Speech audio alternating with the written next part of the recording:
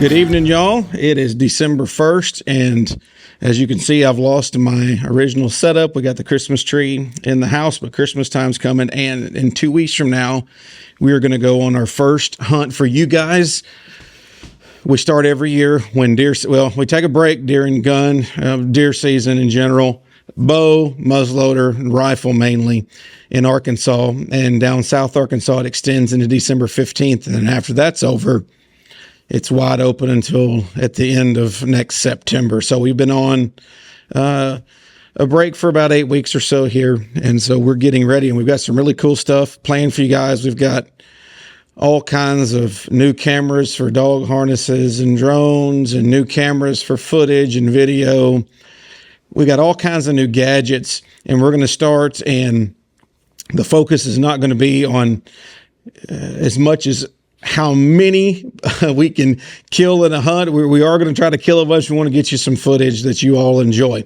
So bear with us, because we're still trying to figure out what all we can show and how much we can show and not get in trouble. And it may come down to a simple subscription for a private membership. And if we do that, it's not going to be very expensive at all. I don't think. We're trying to figure out, because we know that you all want to see everything on the hunt, and we want to make that happen for you. But for right now, I know that's why we're not showing you everything. I've got tons and tons of video footage of it, but that's why we're not showing it to you. So having said that, you're going to see all of my cur dogs on the scene here in 2 more weeks. And so we'll hunt December 16th and 17th, and then it'll take us a week to produce a video. Then it'll come out and be scheduled. But whenever you see these videos, you're going to see my cur dogs. And I have the Dogos, and they can do it all. The Dogos can strike a hog, they can run a hog, and catch a hog.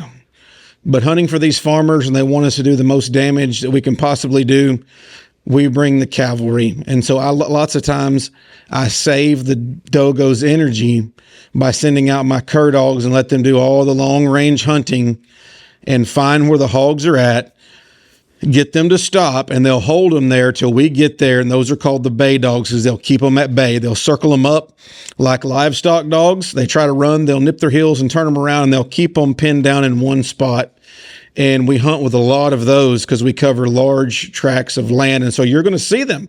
So I wanted to tell you a little bit about it. My granny's been watching all these episodes. She says, Brad, you don't talk about your bay dogs enough. And so, well, you're about to see them on these videos we're going to produce. So let me tell you a little bit about them. And too, to stay with the theme, some of the amazing things that I've seen them do.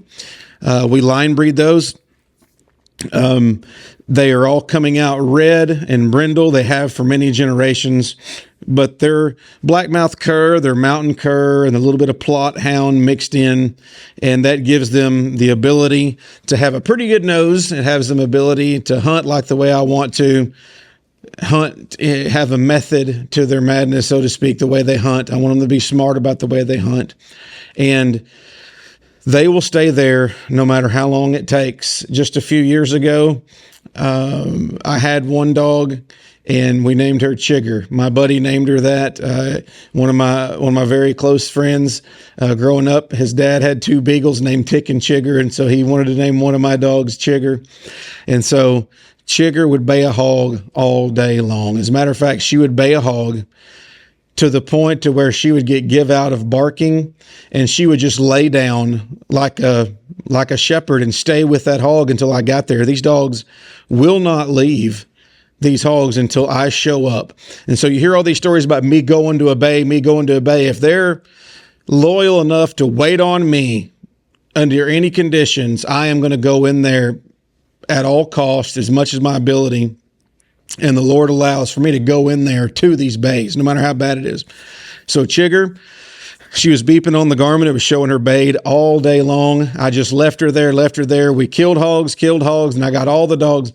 At the very end of the day, I said, she'd been in there like 6 hours at this time. And I said, it's time to go pick up Chigger. But she wasn't barking.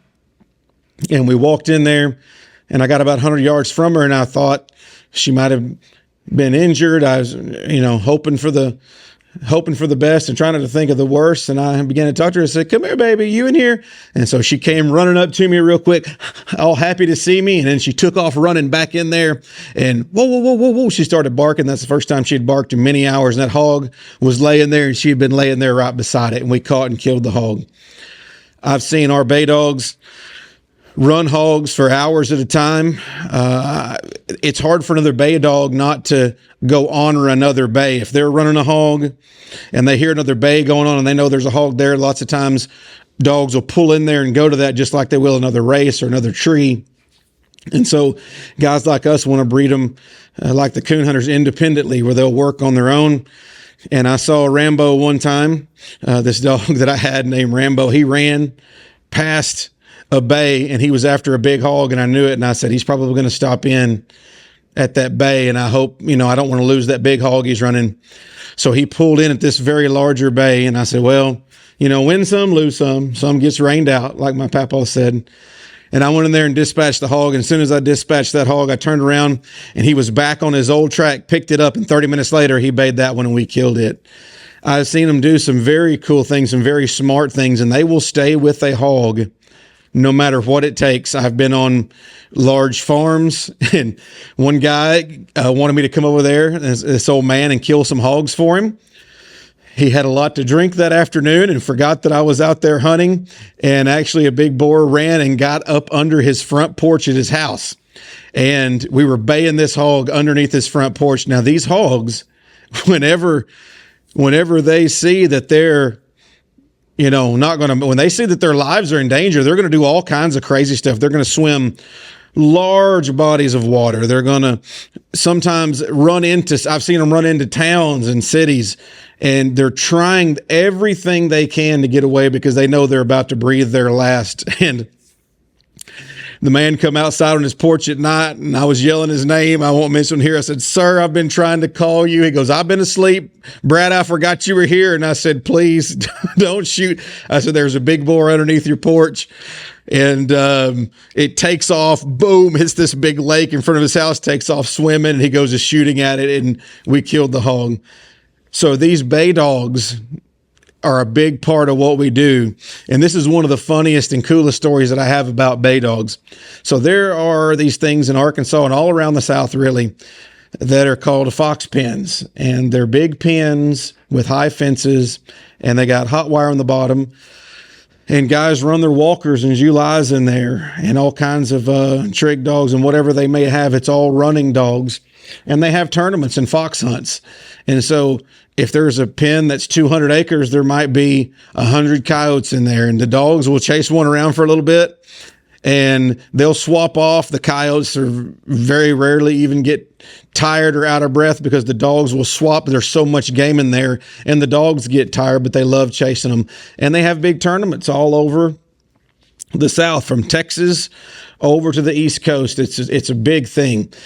And every now and then, some wild hogs will get into these pens, or somebody might want to sabotage the hunts, and they'll put a boar in a fox pen. Well, this particular fox pen called me and they said, we've got one boar in here. The problem with that is all these old men would come out there with their fox dogs and their coyote dogs, and they would just listen to the race all night long. But those big walker dogs that are really tall and lanky had never smelled a boar hog before. So it smells really good. They go in there to see what it's all about, and they've never seen a hog before, and that hog comes out and just cuts them to pieces.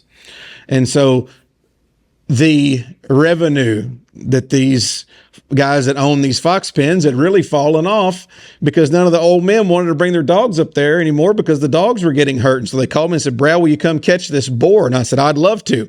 So this is going to be like feather in your cap, like a bragging boar deal. He said, how much would you charge? I said, I don't want anything, because I was wanting to go catch it because I knew so many people around there. I wanted to be the one to catch it. So during turkey season, one year we stopped during turkey season to hunt on the outside because the turkey hunters in the woods. We go down there, and it's a 200-acre pen, solid briars.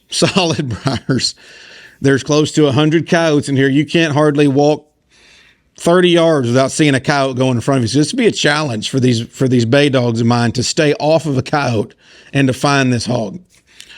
Well, he feeds all of the coyotes in the road with a dog feed every night. And so we let the hog come out because it's very hard to find him. It's solid briars, and a couple hundred acres is, that's not a big area. But when it's solid briars and there's a coyote, every 30 foot, that makes it very difficult to find exactly where that hog is. And so we thought, we would wait until nightfall and let the hog get out and walk around and let him make a few tracks, and then we go try to find him. Well, we show up there that first night, and we turn our dogs loose, and there they go. Well, they instantly strike, and they start running. So they run about 5 minutes, about 10 minutes, 15 minutes. And so I began to ask my buddy that was with me, an old man. You'll get to see him on my videos very soon. His name's Don Cranford. And I said, Don, reckon they're running that boar, or they're running one of those coyotes? He said, boy, I don't know. He said, but it started awful quick and it's sounding awful good. And I said, I know, that's what I was afraid of. We had probably a dozen cur dogs with us at this time. So I thought, man, I don't know. So it went on about an hour, and I went to a crossing, and sure enough, there was a big old boar track. And I said, Ned, we're running that boar. And I said, he'll bay here in a minute. Now, those hogs usually will run anywhere from a few hundred yards to a mile or so. Then they want to bay because they're out of breath. But as time goes on, a lot of that tame blood and all that listed blood has been killed out in the South. And all that remains is that straight Russian blood, and they are very, very athletic. Well, I had totally underestimated this hog because he had been in this fox pen for about 3 years, and somebody runs their dogs in there every night, and he got in incredible shape. He was in incredible shape. Then he's eating that high-powered dog feed, and it's really high in protein, and it had all of the fat shaved off of this hog, and he could run. And I mean, he could run a while. So 30 minutes turned into an hour turned into 2 hours. It gets up on 11 o'clock at night, 12 o'clock at night. And I told Don, I said, oh my goodness. I said, how long is this going to last? Well, he would stop every now and then, but he saw that the dogs were after him, knew how to work a hog, and he couldn't catch him and he couldn't hurt him. So then he just decided to run. That turned into 3 hours, 4 hours. We built a fire. We slept on the ground in the middle of the fox pen, just like we used to do in the old days. And we were sleeping by that burn barrel. It got down in the 30s that night, and we were sleeping around this barrel that had a fire in it, and it was radiating heat. And one of my older dogs had a sore leg, and she came into the fire about 2 o'clock in the morning and was laying down, curled up next to Don, and she's sleeping. The dog's snoring, Don's snoring. I'm laying there thinking, will we ever bathe the hog? All of a sudden, I hear the dogs getting really close to me. They run right through the middle of the camp. The hog runs right through between Don and the fire barrel. I mean, dragging green briars down everywhere, scared us. We were up till daylight. I finally caught my dogs and we went home. Never saw him and never bait him. So I called the guy that owned the pen and I said, look, this hog right here, I said, he is something else. I said, I have never seen a hog run like this. I said, we ran him all night long and never got him to stop. He said, well, go ahead and go back. So we went back again. About 3 days later, let the dogs rest. We rested. We went back, and I said, okay, we're going to have to get serious about this. So we ran him all night again. Same thing, never bait him. We went back and did that 3 times. And the fourth, I said, we got to try something different. He's just not going to stop. He was in incredible shape. So we went during the daytime. I said, we're going to have to try to put a bullet in him somehow or another to slow him down. And nobody was still hunting the fox pen at this time. So $5 a dog or $10 a dog, whatever it is, times 20 dogs a night, and that's every night. These guys are losing some revenue. So by this time, I'm calling my grandpa. He's laughing. Everybody's having a big time. But after that fourth time, he ran past me, and it was in the morning, and I shot him in the belly with a 22, and it slowed him down just enough. I had a 22, and he just shot across the 4-wheeler trail, and the Lord blessed me enough to I could hit him, slowed him down. We bait him, and then we killed him. But Those bay dogs that I had there ran that hog. I saw them on 3 or 4 different times, 4 different times. 3 times they ran that hog all night long, and they had to work their way around coyotes. Tons of coyotes they had to work around. The 4th time we ran him in the daylight, and I got to see them in action. And so these bay dogs that you're going to see, those particular dogs that I had at that fox pen were very, very good. And I'm still hunting some of the same dogs and their children. So these are hog dogs. They know exactly what they're doing. Whenever I turn them out, they're going to cast. They're going to leave me. I'm not the type that, walks them. I will be out in the woods with them. I will drive a little bit, but I'm not the type that's going to turn them out and then just start driving them everywhere. I'm going to go somewhere and you're going to see me turn them out, and they're going to split all different directions, and they're going to go strike a hog. They're not going to strike a deer or a coyote or a cow or anything. They're going to go find a hog, and they're going to run it silently until they bay it, till they stop it, and they have it surrounded, and they're going to wait on me to get there. So some of the ones I have out there, you're going to hear me say Crook, Lily, Spice. You're going to hear me say Drifter, Charger, Tory, Little Red. I name lots of them after Jerry Clower's dogs, and I name lots of them after Ben Lilly's dogs that he had. And so you'll hear me say things like Little Red, and you'll hear me say, I got a dog named Champ. So there's going to be a bunch of those on the ground in just a few more weeks. You're going to see those, and you're going to see me show up with the Dogos. And we're going to show you also too, how I can turn loose a Dogo and run down a hog and catch it without them. But those curs help me save lots of energy on my Dogos to run them. And so they're my long distance. And then we bring in the muscles, kind of like a football team.